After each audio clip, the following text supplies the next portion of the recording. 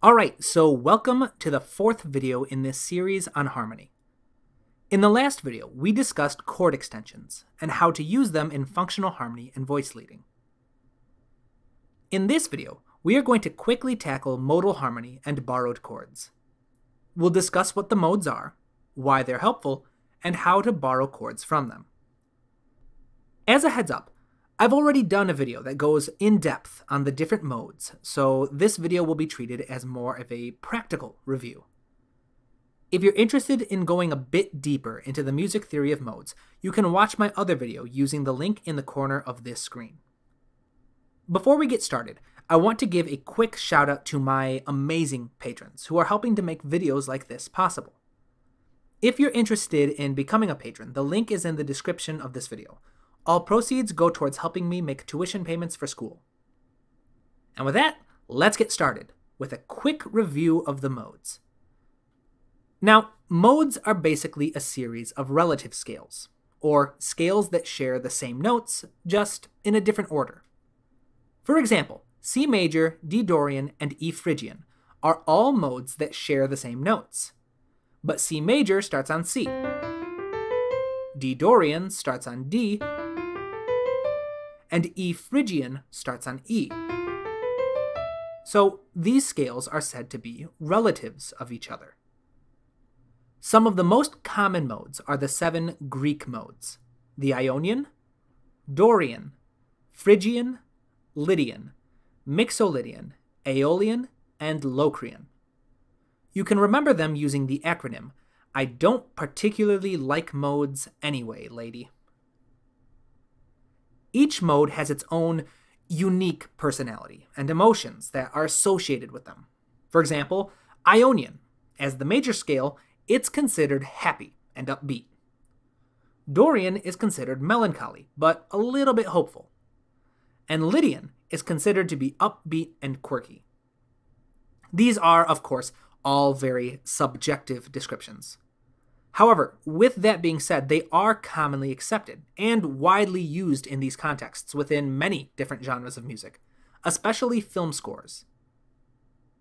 Now, writing modal chord progressions can be tricky, since they, by definition, use modal harmony instead of functional harmony, which is just a totally different animal. However, the good news is that there is a way that we can use functional harmony and still reap all the benefits of the unique personalities and emotions that are found in each mode.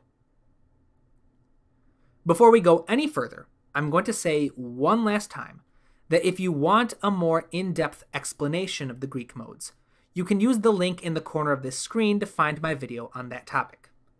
If you're feeling a little lost at the moment, don't worry, but I'd recommend checking it out sooner rather than later. However, if you're feeling confident, let's just move right on ahead and discuss borrowing chords. So, a borrowed chord is basically a chord that doesn't belong in the key that a piece is written in. Instead, it's borrowed from a different key or mode. In fact, we've already seen an example of this when we discussed functional harmony in minor keys. Minor keys frequently borrow the dominant fifth from the parallel major key. As a quick reminder, parallel scales are just scales that start on the same pitch, but contain different notes. You can borrow chords from the different modes to help capture some of those unique emotions and flavors that we've been discussing. For example, if you're working with a major key, the most common borrowed chords are from the parallel minor, the parallel Lydian mode, and the parallel Mixolydian mode. Borrowing from the parallel minor can help give a quick pang of sadness to your music, while borrowing from Lydian can give a sense of whimsy or quirkiness, and borrowing from Mixolydian can bring in a bit of a Celtic flair. If you're working in a minor key, then the most common borrowed chords are from the parallel major, parallel Dorian, and parallel Phrygian. Borrowing from the parallel major can give a quick hit of happiness, while Dorian can be a bit more mellow and optimistic. Phrygian diverges from this pattern and provides a more exotic sound to your harmonies. Now, borrowing a chord in your music is as simple as just using it. If you know what kind of effect you're going for and which chord can help you achieve it, you can just simply add it to the chord progression. However, regardless of what key you're using and which mode you're borrowing from, there are a few guidelines that you should know in order to use these tools as effectively as possible.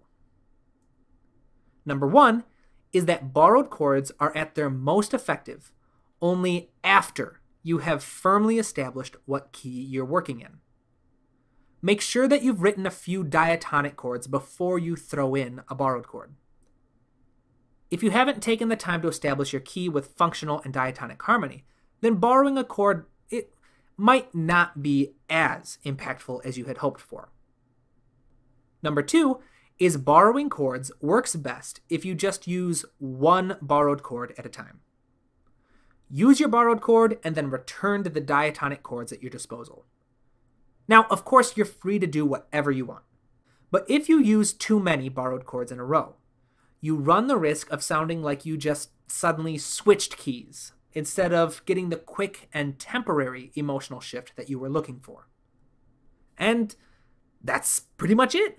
Borrowing chords is pretty simple and straightforward compared to the other topics that we've covered. The only thing left to do is to discuss how this tool impacts our functional harmony and our voice leading. And spoiler alert, it doesn't. We can continue voice leading exactly how we've been doing so far. And there are only minimal considerations for functional harmony.